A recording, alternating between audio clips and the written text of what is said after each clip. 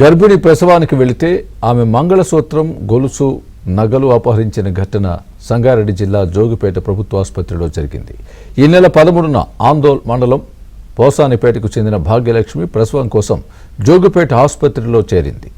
కాన్పు ఆపరేషన్ సమయంలో ఆసుపత్రి సిబ్బంది తన నుంచి మంగళసూత్రం నగల్ని తీసుకున్నారని, ఆ తర్వాత అడిగితే తెలియదంటున్నారని భాగ్యలక్ష్మి వాపోయింది. ఈ వివాదాన్ని ఆసుపత్రి సూపరింటెండెంట్ సౌజన్య దృష్టికి తీసుకువెళ్లినా స్పందించలేదని అన్నారు. దీంతో బాధితురాలు భాగ్యలక్ష్మి జోగిపేట పిఎస్లో ఫిర్యాదు చేశారు.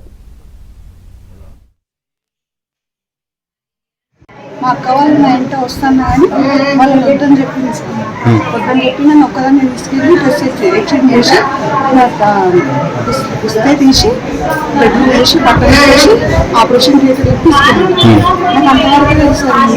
మా వాళ్ళు స్పృహ వచ్చిన తర్వాత సాయంత్రం అయితే ఆమె అప్పటి వరకు వెళ్ళిపోయిందంట ఇంటికి నుంచి ఇంటికి వెళ్ళిపోయిందంట.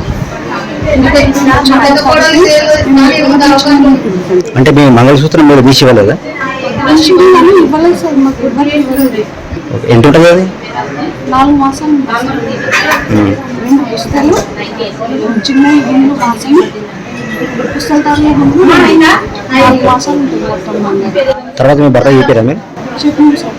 ఏమన్నాను? తను చెప్తే ఆమె వచ్చిన తర్వాత అడుగుతాను చెప్పింది సార్.